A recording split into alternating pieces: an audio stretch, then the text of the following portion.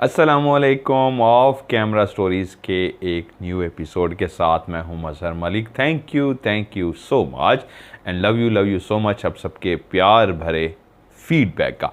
अभी भी बहुत ज़्यादा लोग जो फीडबैक दे रहे हैं वो लिख रहे हैं 5 स्टोरीज़ शुरू करें। तो मैंने आप लोगों से रिक्वेस्ट की थी आप लोग इस कहानी को ज़्यादा से ज़्यादा आगे शेयर करें, ज़्यादा लोग इसको देख सके तो इंशाल्लाह फिर मैं इसको 4 की बजाय 5 दिन कर दूंगा, मंडे ट्यूसडे वेडनेसडे थर्सडे तक। तो अभी मैं आपको दिखा रहा हूँ, इंशाल्लाह फ्राइडे को भी 5वें दिन भी एक कहानी आपको सुनने को मिलेगी। सैटरडे संडे मुझे रेस्ट चाहिए होगी, तो इंशाल्लाह जल्द ही मैं 5 दिन आप लोगों के लिए कहानी स्टार्ट कर दूंगा। लोग अपनी अपनी आबीती भेज रहे हैं, उसमें मैं अपनी भी बहुत सारी कहानीज़ हैं जो आपको सुनाने वाली हैं, क्योंकि रूहानियत के साथ मेरा एक ताल्लुक़ है। तो मेरी ज़िंदगी में भी बहुत सारे वाक़यात ऐसे आ भी रहे हैं, गुज़र भी चुके हैं, शायद आगे भी आएँ। जिन्नात मेरा जुनून है, मेरा शौक़ है, इनके बग़ैर मैं नहीं रह सकता। बहुत दफ़ा ऐसा होता है रात को घर बैठे बैठे 1 बजे बाहर निकल जाता हूँ उस वीराने में, उस जगह पे जहाँ पे मुझे पता है ये मखलूक रहती है। वहाँ जाके बैठ जाता हूँ, इसको महसूस करता हूँ, इनको देखने की कोशिश करता हूँ, इनसे बात करने की कोशिश करता हूँ, इनसे मुलाकात करने की कोशिश करता हूँ। और आप भी कर सकते हैं, बहुत आसान है। उसके चंद असूल हैं, अगर आप उन पे फॉलो कर लेंगे तो आप भी उनसे मुलाकात कर सकते हैं। बस जुमे को मैं जो लाइव दिखाता हूँ वो देखते रहिए, उसमें बहुत कुछ आपको सीखने को मिलेगा। इतना आप बहादुर हो जाएंगे और उन तमाम असूलों को अपना लेंगे कि आप भी जाके फिर जिन्नात से दुनिया के किसी भी कोने में खड़े होकर मुलाकात कर सकते हैं। किसी दिन यही कैमरा उठाऊंगा रात को, जिस तरह अकेले जाके बैठता हूँ ऐसी जगह पे जहाँ पे इनसे हम कलाम होता हूँ, इनसे मिलता हूँ, इनसे बातें करता हूँ, तो वहीं पे ही इसी कहानी को आपको बैठ के सुनाऊंगा। यही कैमरा लगा होगा, हो सकता है पीछे आते जाते रात के अंधेरे में अपना आप भी आपको दिखा दें। ये भी वादा रहा, ये भी आपको जल्द ही दिखाऊंगा। आज की कहानी, उनका नाम है हनान, रियल नेम है, इस्लामाबाद में रहते हैं। उनकी फैमिली के साथ इतने वाक़यात हुए जो सुन के इंसान बहुत ज़्यादा डर जाता है। हनान कहते हैं उस वक्त मेरी उम्र 12 साल थी। 12 सालों में कभी भी घर के अंदर कोई परेशानी, कोई टेंशन नहीं देखी थी। इतना खुदा ने पैसा दिया था कि ज़िंदगी की जितनी भी ज़रूरियात होती हैं वो सब की सब पूरी हो रही थी। वाले साहब एक बहुत अच्छी जॉब कर रहे थे, बहुत अच्छा कमा रहे थे। तो हम बहन भाइयों को कभी भी ऐसा नहीं हुआ कि हमने कोई फरमाइश की हो और पूरी ना हुई हो। हर फरमाइश हमारी पूरी हो जाती। वक्त गुजरता रहा, मैं 12 साल का हो गया। तो बचपन में कभी चक्कर लगा था तो मुझे याद नहीं, लेकिन अब फिर से तैयारी हो रही थी। इस्लामाबाद से एक चकवाल के साथ उनका एक गांव है जहाँ पे उनकी नानी रहती है, खाला रहती है। तो अम्मी प्रोग्राम बना रही थी कि खाला के घर चलते हैं। अब ये खाला के साथ एक रिश्ता, ऐसा रिश्ता होता है जो सबसे ज़्यादा मोहब्बतों का रिश्ता होता है, लेकिन क्योंकि फ़ासले इसलिए भी ज़्यादा दूर थे कि वो दूर रहती थी, वो इस्लामाबाद रहती, एक ही शहर में होते या करीब होते तो शायद मिलना जुलना होता। वो दूर थे इसलिए बहुत कम इनका चक्कर लगता था। पापा से भी कहा गया आप भी साथ चलें, लेकिन वो अपनी नौकरी की वजह से छुट्टी ना ले सके। यूँ 2 बहनें और 2 भाई, टोटल हम 4 बहन भाई थे, और अम्मी के साथ खाला के घर के लिए इस्लामाबाद से रवाना हुए। आखिरकार हम खाला के घर पहुंच गए। ये एक बहुत बड़ा घर नहीं था, एक हवेली नुमा घर था जो काफ़ी ज़्यादा बड़ा था। 4-5 कनाल का आप उसको घर कह सकते हैं, क्योंकि गांव के अंदर था, और गांव में जो हवेलियां होती हैं वो काफ़ी बड़ी हवेलियां होती हैं। उनमें कमरे तो इतने ज़्यादा नहीं होते, लेकिन उनके सहन बहुत बड़े होते हैं। जानवरों के लिए अलग से बाहर उन्होंने जगह बनाई होती है, मेहमानों के लिए अलग से बनाई होती है, तो उसको हवेली कहते हैं। ये भी एक बड़ी हवेली थी। हम पहुंच गए, बहुत खुश थे। उन्होंने अपनी एक बहन का नाम भी बताया जो रियल नेम है फरजाना। एक और बहन और भाई भी साथ था। तो सारे खाला के घर पहुंचते ही बहुत ज़्यादा खुश हो गए, खेलना कूदना शुरू कर दिया। सब मिलने आ रहे थे, गांव वाले लोग भी आ रहे थे, क्योंकि शहर के लोग पहुंचे थे गांव की ज़िंदगी के अंदर। तो वहाँ पे उस वक्त जितने भी इर्द गिर्द के लोग थे सब उनको सलाम करने के लिए पहुंच रहे थे, मिलने के लिए आ रहे थे कि उन गांव में रहने वाली जो उनकी खाला थी, उनकी बहन आई थी इस्लामाबाद से। सबसे मिलते खेलते कूदते वक्त का एहसास ही ना हुआ कि शाम हो गई। फैसला किया गया था कि आज गोश्त बनाया जाएगा।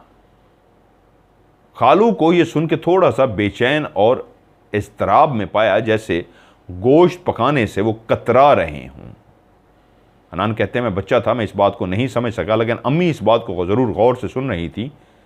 हालात भी उनके बहुत अच्छे थे, पैसों की किसी चीज़ की कमी नहीं थी। तो फिर ऐसा क्या मसला था कि गोश्त पकाते हुए थोड़ा सा वो कह रहे थे कुछ और बना लेते हैं। इस तरह की बातें थी जिससे अंदाज़ा होता था कि गोश्त ना बनाया जाए तो बेहतर है। ऊपर से अम्मी वहाँ पे पहुँच गई होती। कहती अम्मी ने इस अंदाज में उनसे पूछा जैसे वो भी मशवरा देने के लिए आए हों कि क्या है, मुझे बताएं, मैं मशवरा देती हूँ। उन्होंने कहा नहीं कुछ नहीं, बस हम सोच रहे थे कि क्या बनाएं। तो अम्मी ने कहा नहीं गोश्त वगैरह ना बनाएं, कुछ भी आप बना लें, कोई सब्जी वगैरह बना लें। तो उन्होंने कहा नहीं। खाला ने कहा हम गोश्त ही पकाएंगे। दो बहनें थी, आपस में बात कर रही थी।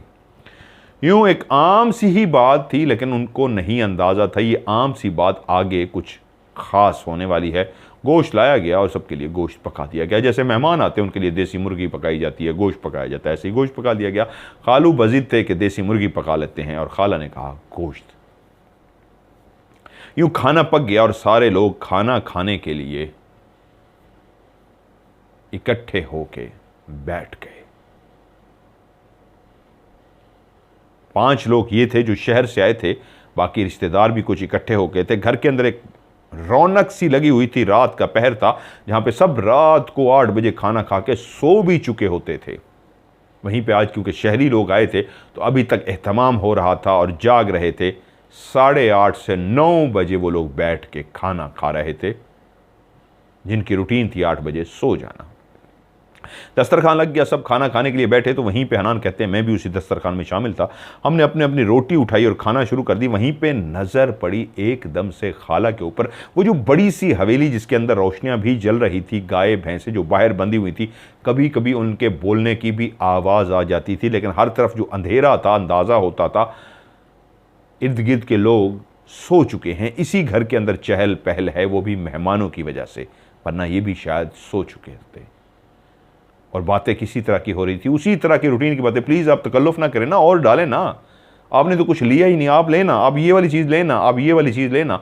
जैसे दस्तरखानों पे अमूमन इस तरह की बातें होती हैं, इसी तरह की ही बातें चल रही थी कि वहीं पे हनान की निगाह खाला पे पड़ी। खाला के आगे जो रोटी रखी हुई थी, उन्होंने रोटी को उठाया और उठा के इस अंदाज में गोश्त के साथ उनको खाना शुरू किया कि वो बच्चा खाला को देख के अजीब सा, ये कौन सा अंदाज है खाने का। उन्होंने रोटी को तो ऐसे समझा जैसे एक लुकमा हो, और इस अंदाज में गोश्त के साथ लगाया कि रोटी खाना शुरू कर दिया। तो उसने अपनी कोहनी अपनी बहन को मारी कि वो देखो खाला किस अंदाज में गोश्त और रोटी खा रही हैं। बहन ने भी देखा तो वो भी हक्का बक्का रह गई, और बाकी जो एक दूसरे के साथ इसी गहमा गहमी में मसरूफ़ थे, आप लें ना प्लीज़, ये भी लें, ये भी लें। अब वो सारे एक दूसरे को कोहनियाँ मार रहे थे और उस मंज़र को एक दूसरे को दिखाने की कोशिश कर रहे थे कि ये क्या हो रहा है, ये कैसे खाला खाना खा रही हैं।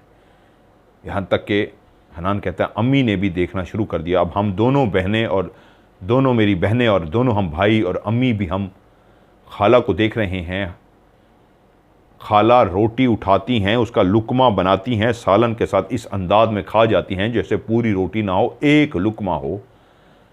और मैं क्योंकि पहली देखने वाला शख्स मैं था, मुझसे पहले वो कितनी खा चुकी थी ये तो मुझे नहीं पता, लेकिन जब मैंने गिनना शुरू किया तो मेरे देखते ही देखते बहन को जब मैंने कोहनी भी मारी तब भी मैं गिन रहा था, 7 से 8 रोटियां खाला खा चुकी थी। नामुमकिन था ये, वो इतनी मोटी नहीं थी कि 7-8 रोटियां खा जाती। कोई भी इंसान इस तरह 7-8 रोटियां नहीं खा सकता। तो मेरी बहन ने मेरे कान में सरगोशी की, हमने नहीं यहाँ पे रहना, यहाँ तो गड़बड़ है। जैसे ये कान के अंदर उसने जुमला बोला तो वो जो खाला बैठी रोटी खा रही थी, उसने सर ऊपर उठाया। वो सरगोशी खाला तक नहीं पहुंची थी, खाला को आवाज़ ही नहीं गई थी कि हमने क्या कहा है कान में, कि खाला ने यूं सर उठाया और ऊपर कहा, कोई कहीं नहीं जाएगा। हैरत की बात यह थी, ये आवाज़ खाला की आवाज़ थी ही नहीं। अभी हम हक्का बक्का ही थे, परेशान थे उस रोटी के अंदाज को देख के, किस अंदाज में खाई जा रही है, कि खाला ने ये जुमला कैसे सुन लिया जो बिल्कुल मेरे कान में बोला गया था कि हमने यहाँ पे नहीं रहना। तो वो बोल पड़ी, कोई नहीं जाएगा यहाँ से।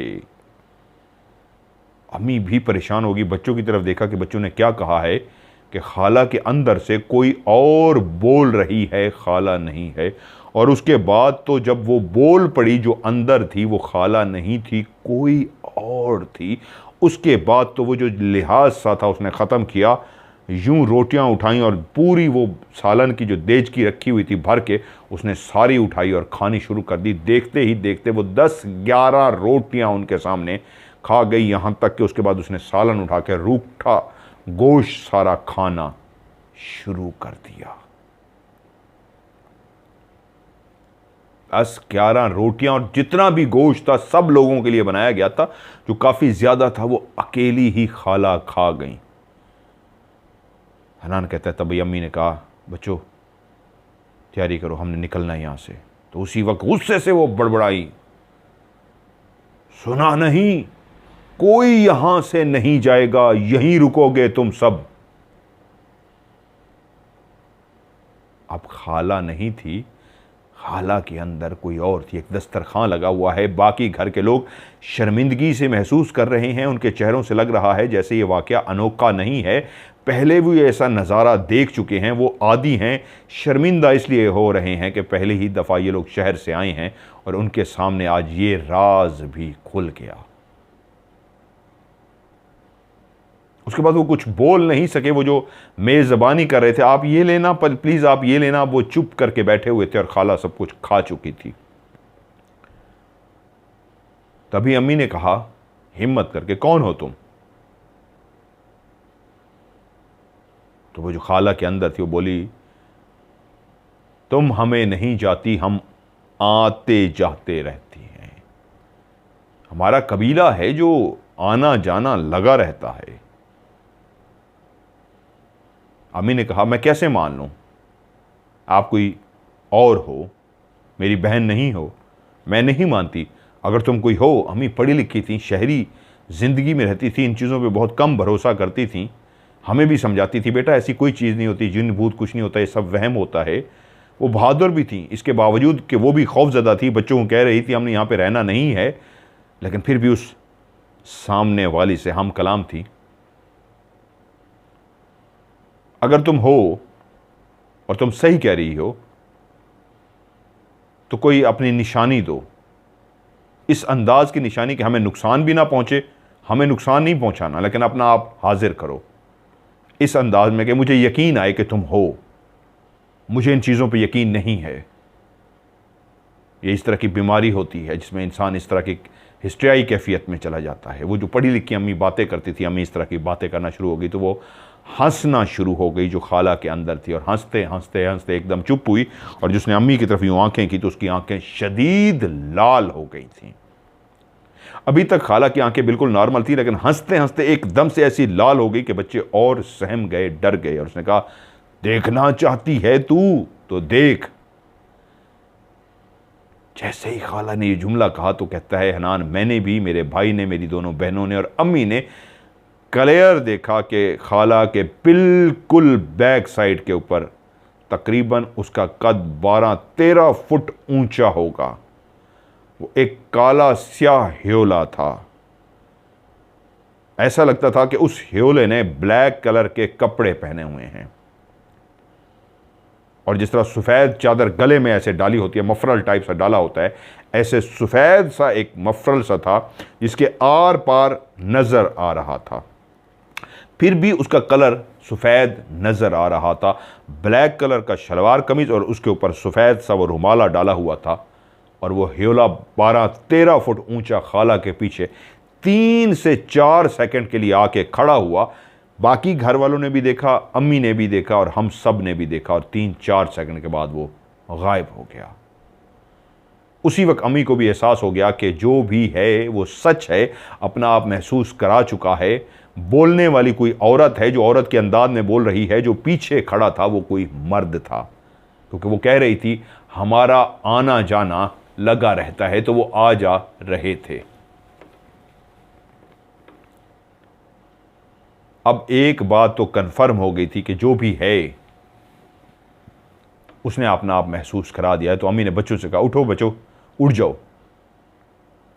अब खाला की आंखें उसी तरह रेड थीं और वो ऐठी देख रही थी। बाकी घर वाले शायद इस सिचुएशन से वाकिफ थे, वो एकदम से उठना शुरू हो गए और खालू से कहा जाइए कारी साहब को बुला के लाइए। जब भी वो हाजिरी होती थी उसके लिए वो जो कुछ करते थे फौरन वो करना शुरू हो गए।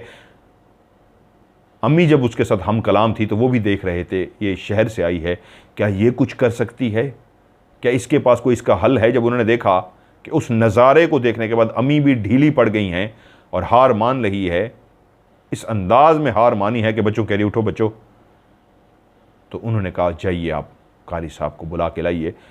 अम्मी ने हमें लिया और साथ वाली जो चारपाई पड़ी थी वहाँ पे बिठा दिया। उन्होंने कहा अभी आप कहीं नहीं जाएं, अभी यहीं बैठें, पहले कारी साहब को आने दें, क्योंकि हाज़िरी हो चुकी है, उसके बाद आप जाइएगा। थोड़ी देर के बाद कारी साहब आ गए, उन्होंने पढ़ना शुरू कर दिया। पढ़ते रहे यहाँ तक कि खाला गिरी और बेहोश हो गए। उन्होंने कहा अब ये बेहतर हैं, जो भी थी वो चली गई है। जब वो खाला के ऊपर पढ़ाई कर रहे थे और उसके बाद वो बेहोश होकर गिर गई तो कारी साहब उसके बाद तो चले गए। तो घर वालों से अम्मी ने पूछना शुरू किया कि ये क्या मंजर है। उन्होंने कहा एक लड़की है जिसको हम सब देख चुके हैं, आज पहली दफ़ा ऐसा हुआ है कि ये मर्द इतना ऊंचा 12-13 फुट ऊंचा मर्द जो था हमने उसको देखा है, वरना अमूमन एक लड़की ही है जो आती है सफ़ेद शलवार कमीज़ पहने, 7-8 फुट ऊंची, वही हर वक्त आती है और वही खाला के साथ रहती है, वही अंदर से बातें करती है। आज आपने उनसे इशारा मांगा तो उन्होंने किसी मर्द को आपको दिखा दिया था, वरना जब भी आती है वो लड़की आती है। इनके साथ असल में एक लड़की का बसेरा है जो इनके अंदर रहती है। उनने कहा अब आपके सोने का बंदोबस्त कर देते हैं। अम्मी ने कहा नहीं, मैं अपने बच्चों को लेके आज ही अभी वापस जाऊंगी। उन्होंने कहा इस वक्त तो जाना बहुत मुश्किल है, आप काम कीजिए, हम आपको दूसरों के घर में ठहरा देते हैं, वहाँ पे सबके साथ बने होती हैं, हम रिश्तेदार भी, ये वही। तो हमने इस पे रजामंदी जाहिर कर दी कि हाँ मैं यहाँ नहीं सो सकती, अपने बच्चों को लेके साथ वाले घर में सो जाती हूँ। खाला अभी तक बेहोश थी। अम्मी ने हमें लिया और साथ वाले घर में पहुँच गए। हम सारे इतने खौफजदा थे कि कांप रहे थे। हमारे दिमाग के अंदर अभी तक वो मंजर चल रहा था, खाला का बोलना और इस बुरे अंदाज में रोटी को खाना और 10-12-13 रोटियां को इस तरह खा जाना, ये अनबिलीवेबल था हमारे लिए। और उसके बाद खाला का इस तरह आंखों का लाल होना, बोलना, उस शख्स का पीछे खड़ा होना, ये सब हमारे लिए बहुत भयानक था। हम इतने डर गए कि हम सब बहन भाइयों को बुखार हो गया। वो रात हमने कैसे काटी बुखार के अंदर कि अगले दिन भी हम इसलिए नहीं जा सके कि 3 दिन हम बुखार में रहे। अम्मी हमारा ख्याल रखती रहीं, वो पढ़ी लिखी थीं, समझदारी का मुजाहरा करती रहीं, वो हमारा ढेर सारा ख्याल रखती रहीं। 3 दिन के बाद हम जैसे ही बेहतर हुए तो अम्मी ने कहा चलो अब निकलो यहाँ से। अम्मी ने हमें लिया और सीधे हम नाना के घर मुल्तान पहुँचे, क्योंकि बाबा की नौकरी थी, वो हमारे साथ आए नहीं थे और इतनी जल्दी हम वापस नहीं जाना चाहते थे, क्योंकि अम्मी कह के आई थी कि कुछ दिन हम गुजार के आएंगे। हम लोग अपने नाना के घर पहुँच गए। वो भी शायद इन बातों को सुन चुके थे लेकिन कभी प्रैक्टिकली उन्होंने देखा नहीं था। तो उन्होंने अम्मी से पूछा कि आपको इन बातों का पहले नहीं पता था? उन्होंने कहा हाँ, मैं बहुत अरसा पहले गई थी लेकिन सुनती थी, कभी इस तरह देखा नहीं था। जब मैं सुनती थी तो उनको कह देती थी इस तरह की बातें होती हैं, हिस्ट्रियाई कैफियत होती है, ये होता है वो होता है। मुझे नहीं अंदाज़ा था इस तरह जब उनकी हालत हुई तो तब भी मैं उससे को यही कह रही थी कि ये कोई कैफियत है, कोई बीमारी है। लेकिन जब मेरी आंखों ने वो मंजर देखा जो पीछे खड़ा था, मुझे यकीन आ गया कि ये बीमारी नहीं, इनके अंदर हाजिरी होती है। और उन्होंने मुझे बताया है कि इनके साथ एक लड़की है, वो अक्सर आती जाती रहती है। तो नानी ने कहा खैर अभी आप कुछ दिन यहां रहें, घूमें फिरें, उसके बाद वापस चले जाएं। ये एक दोपहर का टाइम था नाना के घर के अंदर। मामा उस वक्त नहा के आई थी, उनके बाल गीले थे। पेडिस्टल फैन जो ज़मीन पे रखा जाता है, एक तो छत के साथ लगा होता है, एक गांव के अंदर अमूमन इस्तेमाल होता है पेडिस्टल फैन, जो काफ़ी लंबा होता है। वो तो मोहब्बतों का दौर था जो ख़त्म हो गया। लाइन में चारपाइयाँ लगी होती थी और एक ही फ़ैन स्टैंड पे खड़ा होता था और वो यूँ गोल गोल घूमता था, सारी चारपाइयों को हवा देता था किसी दौर में। अब तो ख़त्म हो गया। तो वही पेडिस्टल फैन जो था ज़मीन पे खड़ा हुआ था और वो चल रहा था। गर्मियों के दिन थे। मामा नहा के आई और जैसे ही वो सहन में थी तो एकदम से उनके नाक के अंदर ऐसी तेज खुशबू आई जो उससे पहले मामा ने कभी नहीं सूंघी थी। तो एकदम से मामा कहती हैं कैसी खुशबू आ रही है। कहते मैं भी उसी कमरे में खेल रहा था जिस कमरे में वो पंखा चल रहा था। वो तेज ऐसी खुशबू आई है, ऐसा महसूस हुआ है जैसे आंधी आती है, आंधी की आवाज आती है। ना ही आंधी थी, ना ही पत्ते उड़ रहे थे, लेकिन हवा इसी तरह की चल रही थी। हवा भी नहीं थी, आवाज इसी तरह की आ रही थी जैसे आंधी चल रही हो और बहुत तेज आंधी हो, लेकिन कहीं पे कोई आंधी नहीं, दरख्त के पत्ते तक नहीं हिल रहे थे। खुशबू बहुत तेज और आंधी की आवाज आ रही थी। पता नहीं मामा के दिमाग में एकदम क्या बात आई कि वो चलती हुई अंदर कमरे में आई और कहती है मुझे लगता है ये खुशबू बता रही है वो जो खाला के साथ लड़की रहती है। मेरा पता नहीं क्यों मेरा छठी हिस्स कह रही है वो जो खाला के साथ लड़की रहती है, वो कहते हैं जो अक्सर आती जाती रहती है। इस खुशबू से मुझे डर लग रहा है, मुझे लग रहा है वो लड़की आ रही है। मेरी बहन भी दोनों परेशान हो गई कि ये मामा किस तरह की बात कर रही है। हमारी मामा तो बहुत पढ़ी लिखी हैं और इस तरह की शहरी ज़िंदगी में कभी उन्होंने पहले इस तरह की बात नहीं की। कैसी बात कर रही है, कौन आ रहा है मामा, कौन आ रहा है, आप किसकी बात कर रही हैं। तो मामा अजीब सी उलझी हुई थी, कहते नहीं मुझे लग रहा है। तो वहीं पर नानो भी आ गई। उन्होंने कहा बेटा क्या हुआ। कहती है माँ मुझे लग रहा है वो लड़की आ रही है, ये खुशबू मुझे बता रही है। आपको आंधी की आवाज़ आ रही है ना। तो उन्होंने कहा नहीं हमें आवाज़ नहीं आ रही आंधी की। उन्होंने कहा आ रही है, क्लियर आवाज़ आ रही है, आपको नहीं आ रही। उन्होंने कहा नहीं हमें आंधी की आवाज़ नहीं आ रही है आंधी की आवाज़, वो लड़की आ रही है। ये ऐसी बहकी बहकी बातें थी जो मामा कर रही थी और परेशान हो गए। और मामा जल्दी से चलती हुई पंखे के पास आ गई। अब वो इस अंदाज में मामा खड़ी थी डर के कि उनकी कमर के पीछे पंखा था और मामा का रुख सामने दरवाजे की तरफ था, जैसे डर के देख रही हूं कि अभी दरवाजे से कोई दाखिल होगा। उनको आंधी की आवाज़ आ रही थी और तेज़ खुशबू तो सबको आ रही थी, नानी को भी आ रही थी, हनान कहता है मुझे भी आ रही थी, बहनों को भी आ रही थी। लेकिन हम ये सोच रहे थे तेज़ खुशबू का मतलब ये हरगिज़ थोड़ा है कि वो लड़की आ रही है। उसी लम्हे एकदम से ये हुआ कि किसी को सोचने समझने का मौका ही नहीं मिला कि किस तरह मामा के जो बाल थे वो पंखे के बीच में आ गए। ऐसा होता नहीं है कि पंखे में इस तरह बाल आ जाएं, और इतनी तेजी के साथ वो बाल आए हैं और पंखे में घूमे हैं कि मामा का सर पंखे से जाके जोर से टकराया है बकायदा, और टकराने के बाद वो नीचे जमीन पे गिर गई हैं क्योंकि उनके कुछ बाल कट चुके थे पंखे के अंदर। वरना होना तो ये चाहिए था जैसे इंसानों के बाल, पहले बात है कभी फंसे नहीं है, अगर फंस ही गए थे पंखे के अंदर तो फिर पंखा बंद हो जाता है, बाल उसके अंदर जकड़े जाते हैं, बाहर नहीं निकल सकते। लेकिन इतना पलक झपकते ही हुआ था कि यहां अंदर बाल फंसे हैं, घूमे हैं और कट के जैसे मामा का सर पंखे को लगा है, सर लगते ही डस से वो जमीन पे गिरी हैं। और सबने देखा इतने लंबे जो उनके बाल थे वो काफी ज्यादा काटे जा चुके थे। पलक झपकते ही सब कुछ हुआ था कि बाल काट दिए गए थे।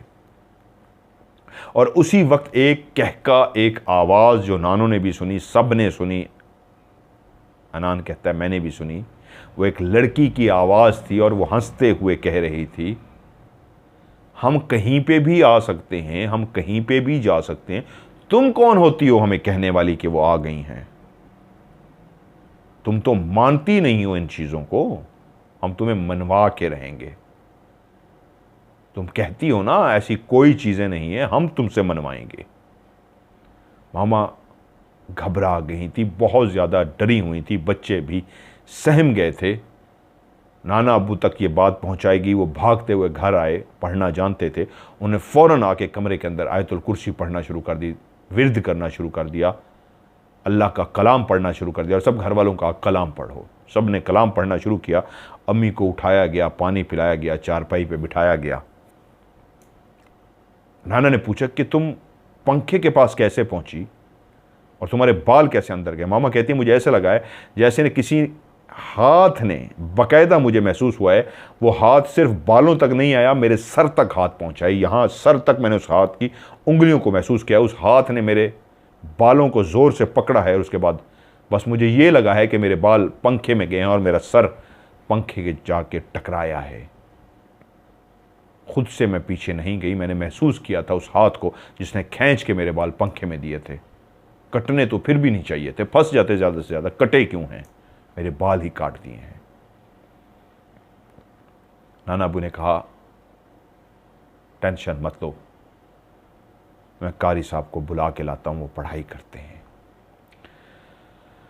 कारी साहब को बुला के लाया गया, उन्होंने पढ़ाई की। उन्होंने कहा हाँ सच कह रही हैं, ये एक हाथ ही था जो बालों को इस तरह पीछे लेके गया और उनके बाल काट दिए गए, लेकिन अब इनके साथ कुछ नहीं होगा, मैंने पढ़ाई कर दी है। यूं हम मज़ीद नाना अबू के घर में ना रुक सके। ये दूसरा वाक़या ऐसा था जो हो चुका था। फौरी तौर पे फ़ैसला हुआ कि बस इस्लामाबाद हम वापस चलते हैं।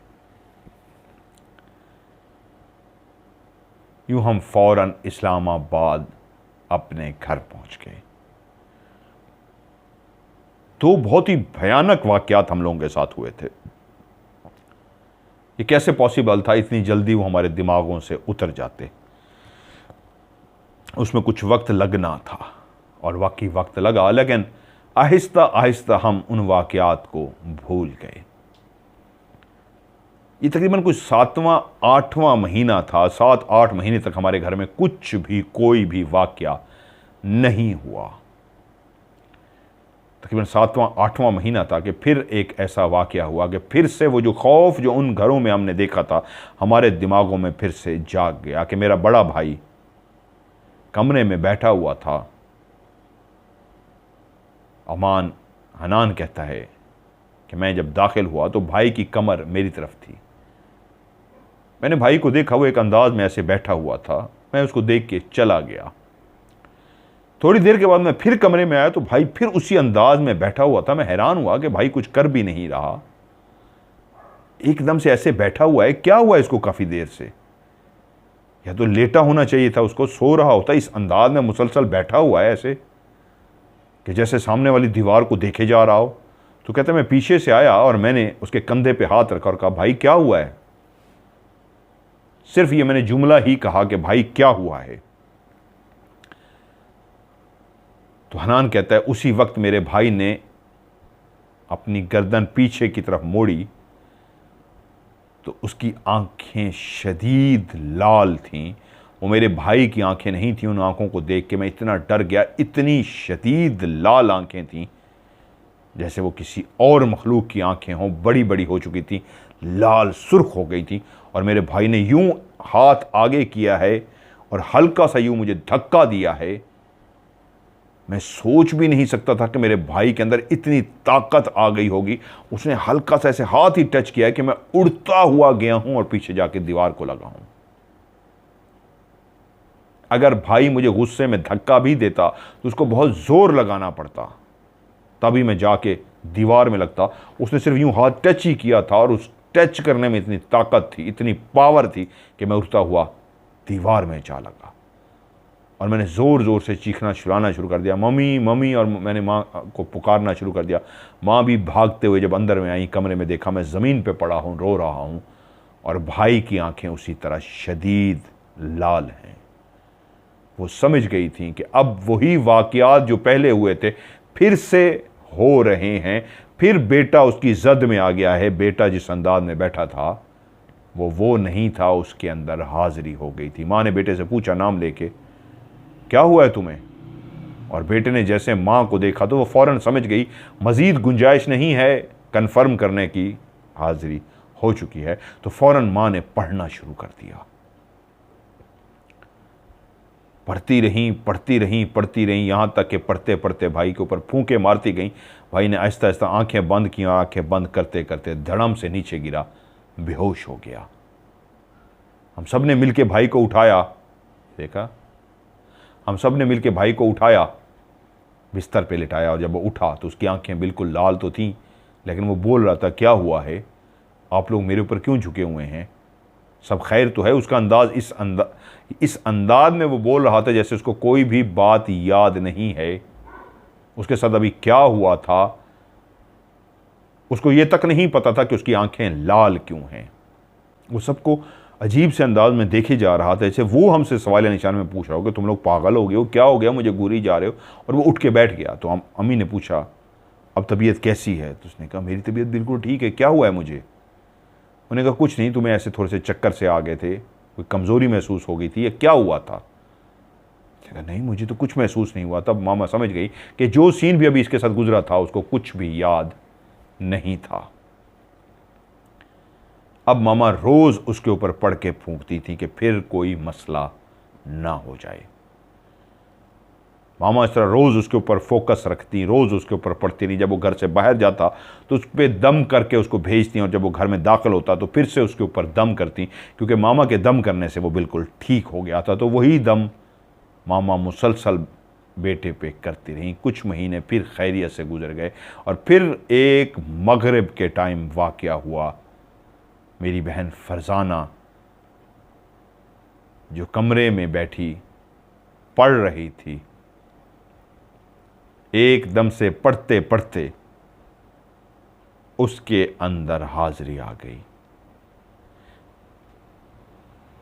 हनान कहता है कि मैं उस वक्त बाहर था, जब मैं अंदर कमरे में दाखिल हुआ तो मैंने देखा अम्मी भी खड़ी देख रही हैं, वो भी उसी वक्त कमरे में दाखिल हुई थी, और फरजाना को कह रही हैं फरजाना क्या हुआ है तुम्हें? फरजाना, तो फरजाना की किताब तो खुली हुई थी, लेकिन उसके बाल इस तरह बिखरे हुए थे और उसके मुंह के आगे गिरे हुए थे कि वो उन बिखरे हुए बालों के अंदर से जब देख रही थी तो उसका देखने का अंदाज ही बताता था ये फरजाना इस तरह नहीं देख सकती।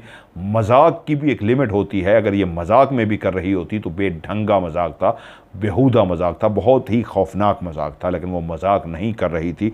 वो इस अंदाज में गुस्से से देख रही थी कि वो फरजाना नहीं थी। उसी वक्त बाहर से रोने की आवाज़ें शुरू हो गईं। मैं डर गया कि ये क्या रो रहा है। तो मामा ने कहा ये कोई बिल्लियाँ रो रही हैं बाहर। मैंने कहा पता नहीं मामा ये क्या है। उन्होंने कहा बाहर देखो ये क्या है। तो मैंने कहा, हनान कहता है मामा मुझे डर लग रहा है। तो मामा ही मेरे साथ बाहर आ गई, दरवाजे से बाहर। जिस दरवाजे के बाहर से 2 बिल्लियों के रोने की आवाज़ें आ रही थी, वो क्लियर ऐसे आवाज़ें थी जैसे कोई औरतें रो रही हों, लेकिन असल में वो बिल्लियाँ रो रही थीं। बिल्लियाँ जब आपस में लड़ती हैं और आवाज़ें निकालती हैं तो बहुत ही खौफनाक आवाज़ें होती हैं, और वो रोना भी शुरू कर देती हैं। तो ऐसी ही कुछ आवाज़ें थीं, लेकिन हम जूँ ही माँ बेटा कमरे से बाहर निकले, दरवाजे के बाद अभी भी आवाज़ें तो आ रही थीं, वहाँ पे कोई बिल्ली नहीं थी। यहाँ तक कि दरवाजे से बाहर निकल के हम उन आवाज़ों के बिल्कुल करीब पहुँच गए थे।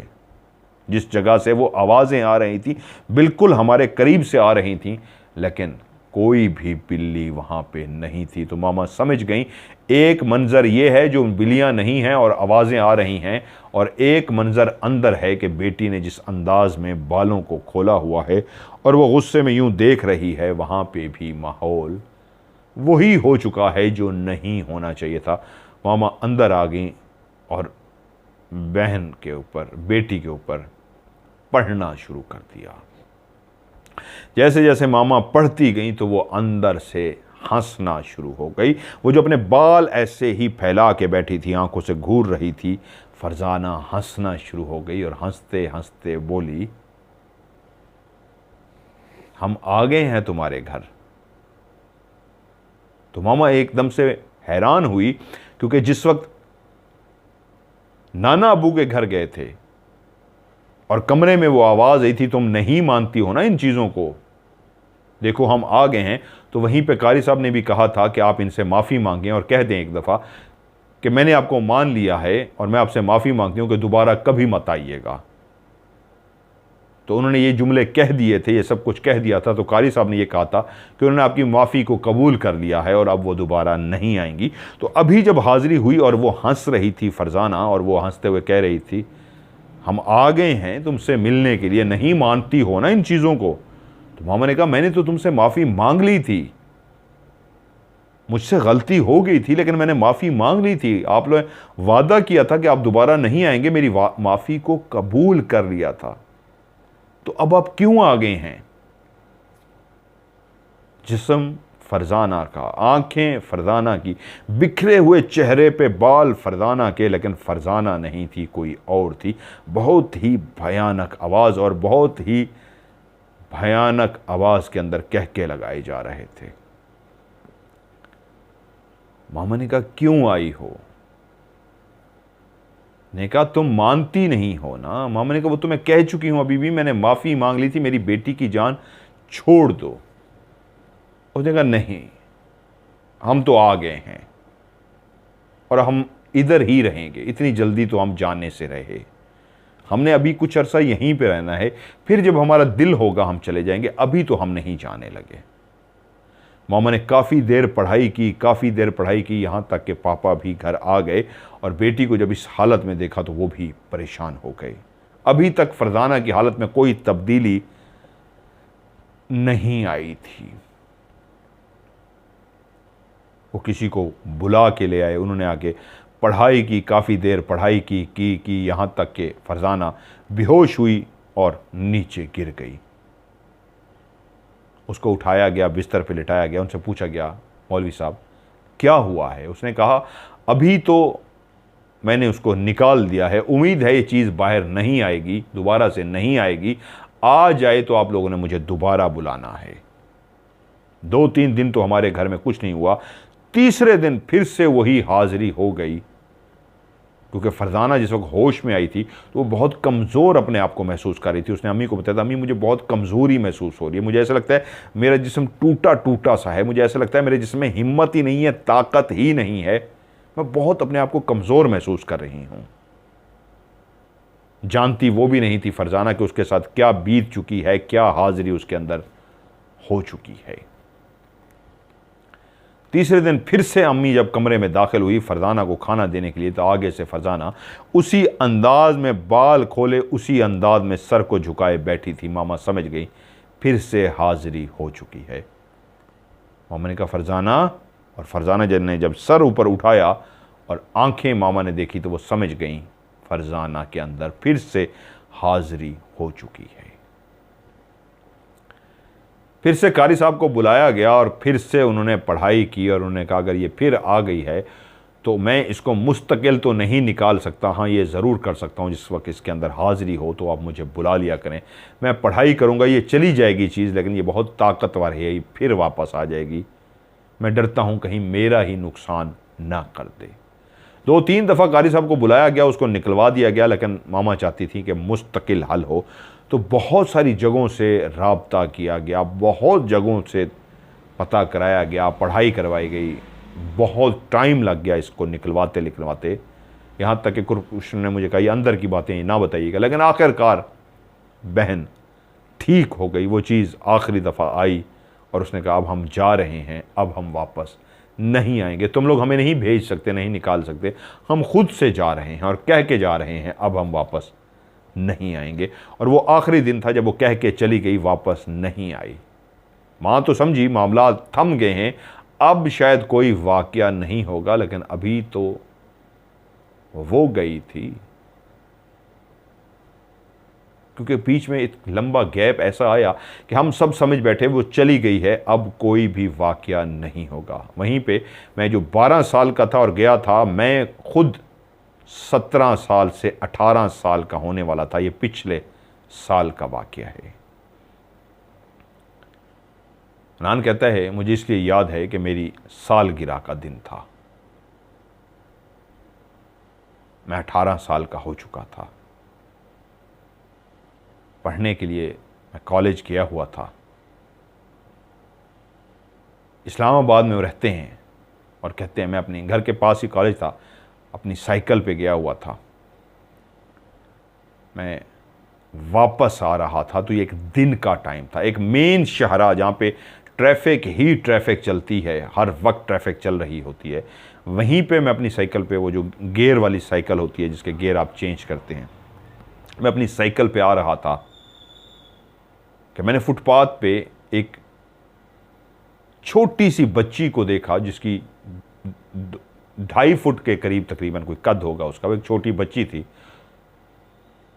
वो फुटपाथ पे बैठी हुई थी और उसने एक बच्चे को उठाया हुआ था। मैंने दूर से उस बच्ची को देख लिया था। एक आम सी बात थी, वहां पे औरतें, बूढ़ी औरतें, बच्चियां इस तरह अमूमन फुटपाथों पे बैठी होती थी, तो मैंने भी देख लिया। और मैं साइकिल चलाता चलाता जैसे ही उसके करीब पहुंचा तो उस वक्त चौंक गया। जो मंजर मेरी आंखों ने देखा था वो बहुत ही अजीबो गरीब और भयानक मंजर था। वो जो लड़की बैठी हुई थी वो थी तो छोटी सी लड़की, 2.5 फुट उसका टोटल कद होगा। बाल उसने मुंह पे डाले हुए थे, लेकिन उसकी गोद में जो बच्चा था वो एक इंसान का ही बच्चा था। शक्ल, उसका चेहरा एक इंसान के ही बच्चे की तरह का था। और वो बच्चा उसने अपने हाथों में ऐसे, गोद में जैसे उठाते हैं ऐसे हाथों में उठाया हुआ था। वो बच्चा सीधे मुंह लेटा हुआ था, यानी उसका मुंह आसमान की तरफ था। इंसान जब सीधे मुंह लेटा होता है, उसका मुंह ऊपर आसमान की तरफ हो या बेड पे लेटे हुए छत की तरफ हो, तो उसके पांव भी ऊपर छत की तरफ होते हैं। लेकिन इस गोद में लेटे हुए बच्चे के पांव ऊपर आसमान की बजाय नीचे जमीन की तरफ थे। और मैंने पहली निगाह उस लड़की को देखा जिसका चेहरा उसके बालों ने छुपा रखा था। दूसरी निगाह एक बच्ची बैठी है, उसका चेहरा बालों से ढका है, आम सी मुझे बात लगी। उसकी गोद में एक बच्चा है छोटा सा, और वो बच्चा आंखें खोल के लेटा हुआ है, वो सांस ले रहा है, जीता जागता इंसान का बच्चा है। उसका चेहरा देखते ही निगाह जब मेरी पांव पे पड़ी तो उसके पांव भी सीधे होने चाहिए, उसके पांव उल्टे थे। सुन रखा था मैंने जिंदगी में, जो चुड़ैल होती है, पिछल पैरी होती है, उनके पांव उल्टे होते हैं। उस गोद में लेटे हुए बच्चे के पांव उल्टे थे, और ये मैं क्लियर देख चुका था दिन की रोशनी में। और जैसे ही मेरी निगाह पड़ी उस बच्चे के ऊपर के उसके पांव उल्टे हैं, तो मैंने तेज साइकिल चलाने की कोशिश की और इधर देखा गाड़ियों की तरफ, कोई और भी देख रहा है। तो मैंने देखा कोई भी गाड़ी वाला इस तरफ तवज्जो नहीं दे रहा। जो भी आ रहा है, जा रहा है, गुजर रहा है, उनकी तवज्जो इस तरफ नहीं है। सिर्फ मैं ही था जो उस बच्ची और उस बच्ची के गोद में एक ऐसे बच्चे को देखा था जो कोई खिलौना नहीं था, कोई गुड़िया नहीं थी, जीता जागता बच्चा था जो आंखें झपक रहा था, लेटा हुआ था, लेकिन पांव उल्टे थे। उसके मुंह उसका आसमान की तरफ था, पांव उसके जमीन की तरफ थे। वरना पांव के जो अंगूठे होते हैं वो भी आसमान की तरफ होने चाहिए थे, वो जमीन की तरफ थे। उल्टे पांव वाला वो बच्चा था। कहता मैंने जल्दी जल्दी अपनी साइकिल चलानी शुरू कर दी। मैं थोड़े ही फासले पे गया तो मेरे देखा मेरी साइकिल की चेन जो थी वो टूट गई थी। वो टूट नहीं सकती, वो कमज़ोर नहीं थी, कभी ऐसा आसार भी नहीं हुए थे कि ये टूट जाएगी, वो बिल्कुल नई थी। जैसे ही मैंने देखा कि मेरी साइकिल की स्टैंड चेन जो है वो टूट गई है, मैं एकदम नीचे उतरा देखने के लिए कि कैसे टूटी है। तो उसी लम्हे मैंने पीछे मुड़ के देखा, ना ही वो बच्ची वहाँ पे बैठी थी और ना ही उसकी गोद में कोई बच्चा। ये मंजर मैंने जैसे ही देखा एकदम से मैं हैरान हुआ कि ये मैंने क्या देखा है। तो मैंने कहा ये चेन कैसे टूटी है? अभी मैंने देखा, क्या वो वहम था मेरा, ये कोई ख्वाब था? नहीं, मैंने हकीकत में देखा है, कुछ था। तो ये चेन कैसे टूटी? अभी इन बातों को मैं सोच ही रहा था कि मेरी निगाह सामने पड़ी तो वो लड़की और वो बच्चा बिल्कुल सामने बैठे थे। अब वो पीछे से उठ के इतनी जल्दी कैसे सामने पहुंच गए थे, जबकि मैं तेज साइकिल चला के आया था। मैंने डर की वजह से, खौफ की वजह से अपनी साइकिल को भगाया था, लेकिन आगे उसकी चेन टूट गई थी। सेकंड्स के अंदर कैसे वो लड़की और वो बच्चा आगे पहुंच गए थे। जब मैंने ये मंजर देखा कि अब उस जगह की बजाय वो सामने बैठे, मैंने साइकिल फेंकी और घर की तरफ भागना शुरू कर दिया। दिन की रोशनी है, कोई मेरी तरफ तवज्जो नहीं दे रहा। मैंने साइकिल क्यों साइड पे, किनारे पे साइकिल चलाते हैं आप, फुटपाथ के करीब होते हैं। मैंने साइकिल वहीं पे फेंकी और भागना शुरू कर दिया, हाँफते कांपते गिरते पड़ते। मैं घर तो दाखिल हो गया। मेरी माँ ने मुझे देखते ही परेशान हो गई और पूछा, हनान क्या हुआ है? मैंने कहा, मम्मी मैंने बहुत भयानक देखा है। उन्होंने कहा क्या हुआ? मुझे पानी दिया, मुझे बिठाया, कहा आराम से बताओ क्या हुआ है। मैंने मम्मी को सारी बात बता दी। जब मम्मी ने मेरी सारी बात सुन ली तो मेरे भाई को बुलाया, बड़े भाई को, और उनको कहा जाओ इस साइकिल अपनी वहाँ पे फेंक के आया, ये डर गया है, जाओ इसकी साइकिल लेके आओ। कहाँ पड़ी है बताओ उसको। तो मैंने उसको बताया फलां जगह पे मेरी साइकिल पड़ी है। भाई ने कहा अच्छा मैं अभी लेके आता हूँ। भाई जैसे ही निकला, थोड़ी ही देर के अंदर फ़ौरन अंदर दाखिल हो गया और मुझे कहता है कहाँ फेंकी थी साइकिल? मैंने कहा फलां जगह पे। तो उसने कहा साइकिल तो बाहर खड़ी है। तो मैं भी एकदम से चौंक गया, कहाँ बाहर? कहता है घर के अंदर, तुमने खुद तो लाके खड़ी की है। मैंने मम्मी की तरफ देखा और मैंने कहा नहीं मैंने खड़ी नहीं की। उसने कहा आओ नीचे, आओ बाहर आओ। अम्मी भी बाहर आ गई। हनान कहता है मैं भी बाहर आ गया, और जब मैंने आके देखा तो साइकिल जहाँ पे आके मैं खड़ी करता था, साइकिल वहीं पे खड़ी हुई थी और उसकी चेन भी टूटी हुई नहीं थी, क्योंकि जब साइकिल वहीं पे खड़ी थी और मैंने कहा अम्मी ये कैसे अंदर आ गई, इसकी तो चेन टूटी हुई थी। तो मेरे भाई ने कहा इसकी तो कोई चेन नहीं टूटी हुई है, देखो इसकी चेन लगी हुई है। और जब मैं करीब गया तो उसकी चेन कहीं से भी नहीं टूटी हुई थी, चेन भी लगी हुई थी। तो अम्मी ने मुझे देख के कहा कोई बात नहीं, हो जाता है। अम्मी इस बात को समझ गई थी कि मामला अभी ख़त्म नहीं हुआ, मंजर तो अभी भी हैं जो सामने नज़र आ रहे हैं। और पिछले ही दिनों इस्लामाबाद का F9 के साथ एक जगह है, मैं, अम्मी और मेरी बहन, हम लोग घूमने के लिए बाहर निकले। ऐसे दिल चाह रहा था, अम्मी ने कहा बाहर निकलो कहीं घूम फिर के आते हैं। तो हम 3 लोग बैठे और घूमने के लिए F9 के करीब एक जगह पे पहुंचे। हम लोग काफ़ी देर इधर उधर घूमते रहे। वहीं घूमते घूमते एक कोने पे एक घर बना हुआ था जिसका टेरेस भी वहाँ से नज़र आता था। तो मेरी उस टेरेस पे निगाह पड़ी तो मैंने अजीब मंजर देखा। उस टेरेस पे एक 2 फुट मैक्सिमम उसका कद जो था, 2 फुट का उसका कद था और बहुत बड़ी उसकी लंबी सी दाढ़ी थी। वो एक बोना सा था और उसने सफ़ेद कुर्ता सा लंबा सा, जैसे अरबी पहनते हैं, एक चुगा सा लंबा सा, उस तरह का उसने लंबा सा कमीज़ पहना हुआ था। 2 फुट का उसका टोटल कद था और उसकी दाढ़ी थी और उसने सर पे कुछ बांधा हुआ था। वो खड़ा हमारी तरफ देख रहा था। मैं एकदम हैरान हुआ। मैंने अम्मी से कहा अम्मी वो देखें वो क्या है। बहन की भी उसी वक्त निगाह पड़ी और अम्मी की जैसे ही निगाह पड़ी, अम्मी ने एकदम से कुरान मजीद की आयत पढ़ना शुरू कर दी। और वो जो बोना खड़ा हमें देख रहा था, कुछ फासले पे वो घर था जिसके टेरेस पे खड़ा था। 2 फुट उसका टोटल कद, जिस तरह छोटे से वो बोने होते हैं, और दाढ़ी उसकी, रुमाल सा उसने बांधा हुआ, लंबा सा सफ़ेद उसने चूगा पहना हुआ। अम्मी ने जैसे ही पढ़ना शुरू किया, पढ़ते ही पढ़ते, देखते ही देखते, अम्मी पढ़ रही थी, मैं, मेरी बहन और अम्मी उसी तरफ ही देख रहे थे। देखते ही देखते हमारी आंखों के सामने ही वो गायब हो गया। हम तीनों ने उसको क्लियर देखा था और हमारी आंखों के सामने ही गायब हो गया। तब अम्मी के मौजी चलो चलो चलो, हमें रुकना नहीं, यहाँ से निकलो, चलो घर चलो। और सीधा हम वहाँ से फिर घर की तरफ रवाना हो गए। वो कह रहे हैं अभी भी हमारे घर में बहुत ज़्यादा मामलात हो रहे हैं। उन्होंने मुझसे डिस्कस किया है कि इस कहानी को भी ज़रूर सुनाइए और हमें इससे निजात दिलाइए। अभी पिछले दिनों उनके घर में एक पर्सनल मैटर बहुत अजीब सा, खौफनाक सा हुआ है। उन्होंने मुझे मदद के लिए कहा है कि आप हमारी मदद कीजिए, नहीं तो हमारा ये नुकसान हो जाएगा। और इतने ज़्यादा मेरे पास मैसेज होते हैं, मैं उनका मैसेज नहीं पढ़ सका। तो मैंने जब उनसे रब्ता किया, मैंने कहा मुझे डिटेल सेंड कीजिए, मैं आपकी हेल्प करता हूँ। तो उन्होंने मुझे कहा माजरत खां हैं, ये नुकसान हो गया है।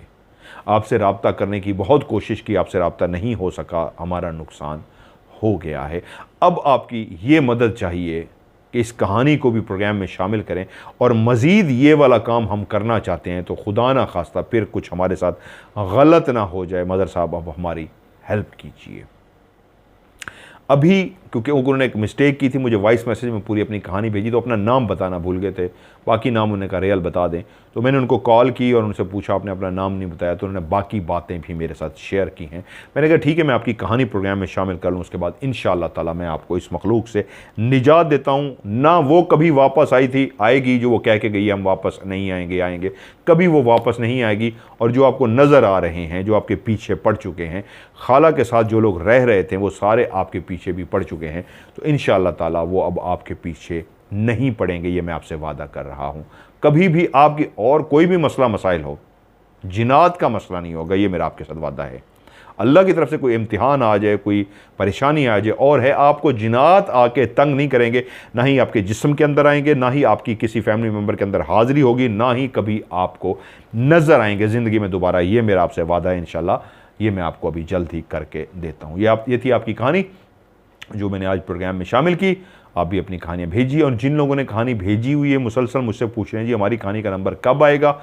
जिस शख्स ने भी मुझे कहानी भेजी है लिख के या वॉइस मैसेज करके, और उसने आखिरी लफ्ज़ लिखा है स्टोरी, STORY, तो फिर मैं आपको गारंटी देता हूँ फिर आपकी कहानी प्रोग्राम में लाजमी शामिल होगी। देर ज़रूर लगेगी क्योंकि आपसे पहले भी बहुत ज़्यादा लोगों ने भेजी हुई है। मैंने 4 कहानियाँ भी इसलिए की हैं क्योंकि बहुत ज़्यादा मेरे पास कहानियाँ जमा हो चुकी हैं, और मैंने हर कहानी को सुनाना है। हर इंसान के साथ आप बीती है, वो वाक़यात हैं जो सच्चे उसके साथ हुए हैं, तो इन सच्चे वाक़यात को मैंने क्योंकि आप सबको सुनाना है, तो इसलिए ज़्यादा कहानियाँ मैंने 4 कर दी हैं। आप कहेंगे शेयर करेंगे तो लोगों के साथ व्यूज़ बढ़ाएंगे, तो मैं इंशाल्लाह इनको 5 भी कर दूंगा, क्योंकि 5 करते हुए मेरे लिए प्रॉब्लम है, लेकिन मैं कर दूंगा आपके लिए, आप अगर लोगों के साथ ज़्यादा इसको शेयर करते हैं। तो जिसने भी स्टोरी या OCS, स्टोरी इंग्लिश में लिखें STORY, या उर्दू में लिख दें स्टोरी या OCS लिख देंगे, तो फिर आपकी कहानी शामिल होगी। होता क्या है, मैंने जब ऐसे नंबर देख रहा होता हूँ, बहुत ज़्यादा मैसेज आए हुए होते हैं, मैं ऐसे पढ़ रहा होता हूँ, सबके देख रहा होता हूँ, तो जिसका लिखा होता है स्टोरी, उसको सबसे पहले मैं खोल लेता होता हूँ। सबसे पहले मैसेज जितने भी मेरे पास रोज़ाना के आते हैं मैं सब खोलता हूँ, लेकिन पहला मैं क्या करता हूँ, यूँ देखता रहता हूँ, पढ़ता नहीं हूँ कोई भी। पहले स्टोरी ढूंढता हूँ, किसी ने स्टोरी तो नहीं लिखा हुआ या OCS तो नहीं लिखा हुआ। जहाँ मुझे स्टोरी लिखा हुआ नज़र आता है सबसे पहले उसको खोलता हूँ, नंबर देता हूँ, लिखता क्या हूँ, हॉरर स्टोरी, आगे उसका नंबर, मिसाल के तौर पर 315, हॉरर स्टोरी 316, हॉरर स्टोरी 317, बस इतना लिख देता होता हूँ। आज मैंने 315 सुनाई है तो कल 316 सुनाऊंगा, परसों 317 सुनाऊंगा, ये नंबर देता होता हूँ। अगर आपने स्टोरी भेजी है, स्टोरी लिखना भूल गए हैं या OCS लिखना भूल गए हैं, तो फिर आपकी कहानी प्रोग्राम में शामिल नहीं हो सकेगी, मुझे पता ही नहीं लगेगा, मैं शामिल नहीं कर सकूँगा। तो आज आप लोगों को बता दिया है, स्टोरी इसलिए लिखा करें, पहले मैं वो मैसेज चेक करता हूँ जिनमें स्टोरी लिखा, और भेजना किस नंबर पर है, पाकिस्तान का कोड है +92 313655550। मैं रिपीट कर देता हूँ, +92 313655550। आज की OCS से मज़हर मलिक को दीजिए इजाज़त, अपना ढेर सारा ख्याल रखिएगा, खुदा हाफिज़।